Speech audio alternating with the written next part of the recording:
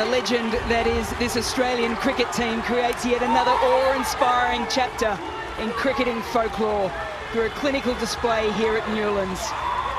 It is their second hat-trick of T20 World Cup trophies. And it's come by finding their very best against a South African side that has embraced all the challenges thrown at them. The Australian women continue their supremacy at ICC events by becoming the world champions in the shortest format of the game for the 6th time. And you are watching the Digital Daily. Choosing to bat first, Australia put up 156 in their 20 overs thanks to a big contribution from the experienced Beth Mooney. Marizanne Kapp and Shabnam Ismail picked up 2 wickets each. In response, Australia made easy work of defending the target and their title, with only Laura Woolford trying her best to hold fort for the Proteas. The Australian women's team are still celebrating right behind us on Digital Daily. Lisa Sthalekar joins me. They've done it again, in the words of the great DJ Khaled, another one. What is the legacy that Meg Lanning and company are leaving behind? Oh, a huge legacy. I mean, this is their second three-peat.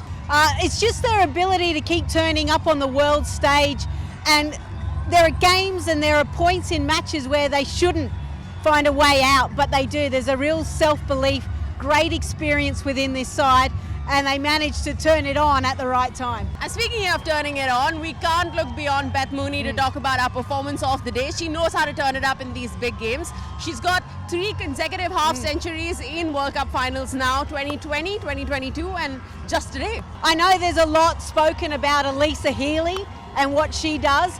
Beth Mooney goes about her business quietly. She's the quiet assassin within the Australian side, and she calculates her run really well.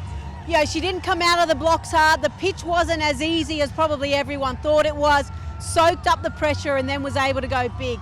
She's one of the real reasons why this Australian side is so dominant. And when you talk about moments, this match had so many moments punctuated within it. Our turning point of the game has to be that 16th over that Ashley Gardner bowled. South Africa were looking set. They just needed 59 of the last 5, but then it all just turned. Yeah, I mean, to only go for 6 runs in that over.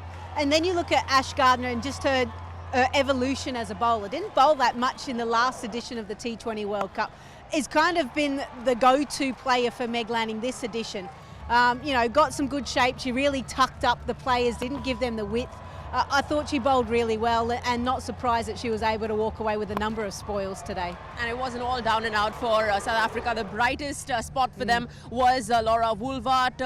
Short of the day, in fact. The 6 that she hit off of Georgia Wareham's bowling. Fantastic. Yeah, just, I mean, we all love her cover drive. Like, it doesn't matter who you're barracking for.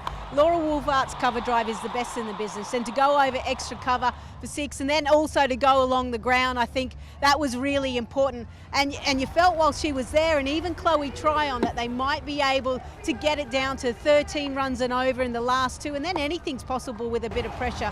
But she was a standout player, and this is a player that didn't really want to open the batting initially. Hopefully she likes that spot, and the South African side can build up from this. Oh, we definitely like watching her at the top, but in case you want to make any one of Laura's magnificent shots your very own, you can go to crictos.com and start your ICC digital collectible collection today. But let's talk about the crowd support that came out here in Newlands today. Absolutely fantastic. The stadium was packed to the rafters. It was, and you know, I wasn't involved in the pre-match, but it allowed me just to kind of stand out the top of the stand and just take in the build-up and the atmosphere and the energy.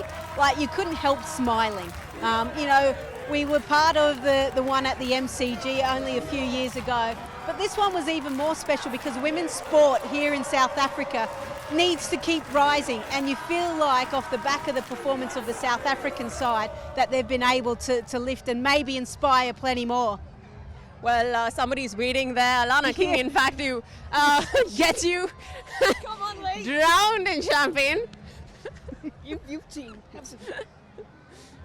Okay. Well, that's the perfect send-off, in fact, because the next time we see you, you're not going to be part of the commentary setup. You're moving on to mentoring. Yeah, and I'll mentor her a bit as well. Don't throw alcohol on me.